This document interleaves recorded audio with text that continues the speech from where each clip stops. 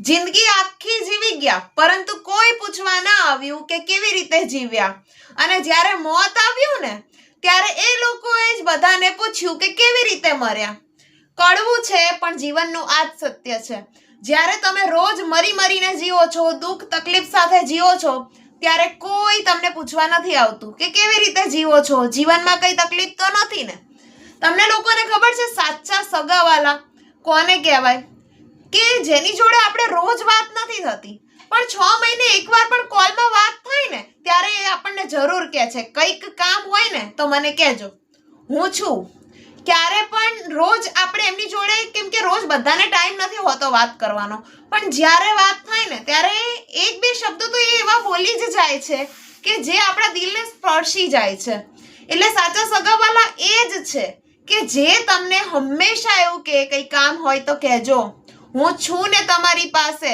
જ્યારે પણ તમારો ખરાબ સમય આવે કે કંઈ પણ નાની મોટી પણ તકલીફ આવે ને તો ત્યારે આવીને ઊભા રહે, નહીં કે રોજ કોલ કરે એવું નહીં. હા, ઘણા લોકો એવા હોય છે જે આપણી જોડે બહુ જ ક્લોઝ હોય છે, અને ઘણા લોકો એવા હોય છે જે આપણે કામ હોય ને ત્યારે આપણે એમની જોડે કન્વર્ઝેશન થાય, પરંતુ એ કન્વર્ઝેશન એવી હોય છે કે આપણને એમ થઈ જાય કે ના ભાઈ આ માણસ બહુ જ કામનો છે. પણ આ વસ્તુ એવા લોકો માટે છે કે જે લોકો કંઈ પૂછતા જ નથી આપણને, કામ સિવાય આપણને બોલાવતા નથી, કશું જ નથી. એટલે આ જ કડવી વસ્તુ આપણાથી સહન નથી થતી.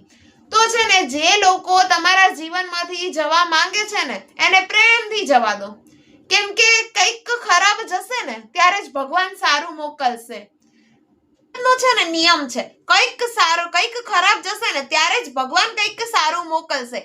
એટલે જેને જવું છે ને એને જવા દો. માણસો જોડે એક્સપેક્ટેશન ના રાખો. એક્સપેક્ટેશન રાખવી હોય તો ભગવાન જોડે રાખો. એ તમારો હાથ ક્યારેય નહીં છોડે અને એ તમારો સાથ પણ ક્યારેય નહીં છોડે. જો તમને આ વિડીયો ગમ્યો હોય તો ચેનલને સબસ્ક્રાઇબ કરવાનું ભૂલતા નહીં. સારો લાગ્યો હોય તો લાઈક કમેન્ટ જરૂરથી કરજો. જય શ્રી કૃષ્ણ.